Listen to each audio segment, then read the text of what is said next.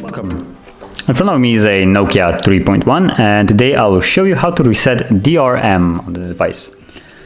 So jumping straight to it, we're gonna go into settings. I'm gonna do it by the navigation here. And you have the little gear icons, so tap on it, go all the way down into system.